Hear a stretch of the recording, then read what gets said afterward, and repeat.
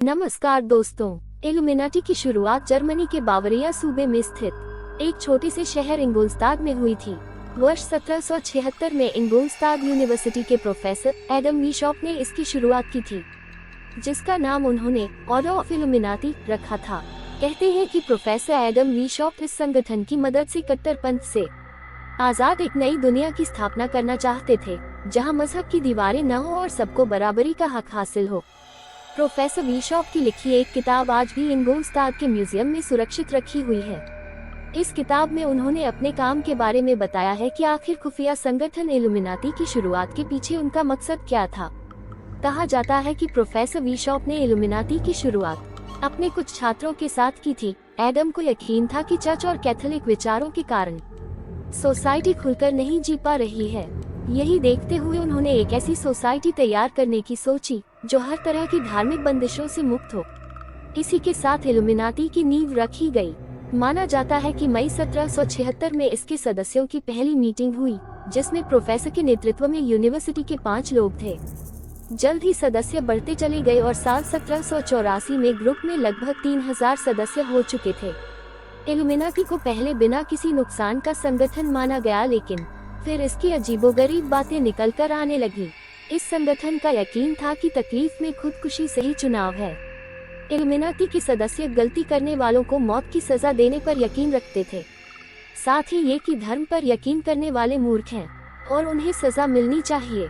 ऐसी बातें सामने आने के साथ ही इस संगठन पर लगाम कसी जाने लगी।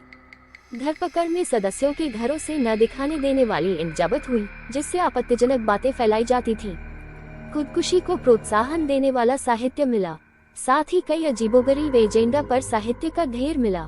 तब दुनिया के किसी भी देश में गर्भपात बैन था, लेकिन इस संगठन के पास गर्भपात को बढ़ावा देने वाले उदाहरण और उपकरण भी मिले।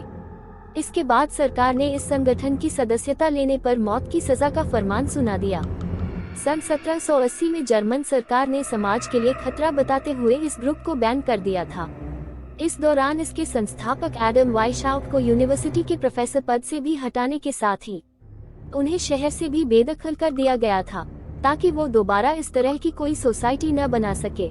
इसके कुछ सालों बाद एडम ने दूसरी यूनिवर्सिटी में नौकरी शुरू कर दी और आम जिंदगी जीने लगे। 18 नवंबर 1830 को एडम वाइशॉप की मौत के बावजूद दुनिया भर में फैल चुके इल्यूमिनाटी ग्रुप के मेंबर्स लगातार काम करते रहे हैं। कुछ लोगों का मानना है कि 18वीं सदी में फ्रांस में हुई क्रांति के पीछे इल्यूमिनाटी का ही हाथ था। इतना ही नहीं, कुछ लोग तो यह भी मानते हैं कि अमेरिकी राष्ट्रपति जॉन एफ कैनेडी की हत्या में भी इसी संगठन का हाथ था। 22 नवंबर 1963 को उनकी हत्या कर दी गई थी। इसको लेकर समय समय पर कई खुलासे हुए हैं, लेकिन आखिर उनकी हत्या के पीछे का कारण क्या था और किसने उनकी हत्या करवाई थी, यह आज तक स्पष्ट नहीं हो सका है। आज भी इल्यूमिनाटी ग्रुप से जुड़े लोग रहस्यमयी जिंदगी जीते हैं। अमेरिकन सिंगर कैटी पेरी पर भी इस ग्रुप से जुड़े होने के आरोप लगते रहे हैं। कैटी अपने कई म्यूजिकल एल्बम और अवार्ड नाइट परफॉर्मेंस में इल्यूमिनाटी से जुड़े चिन्ह को प्रदर्शित कर चुकी हैं। इसके अलावा Justin Bieber, Miley Cyrus, Madonna, Britney Spears, Lady Gaga, Kanye West, Kim Kardashian, Eminem और यो हनी सिंह जैसे सेलेब्स पर भी इस ग्रुप से जुड़े होने के आरोप लगते रहे हैं। वीडियो इन्फॉर्मेटिव लगी हो तो कृपया चैनल को सब्सक्राइब और वीडियो को लाइक करें। धन्यवाद।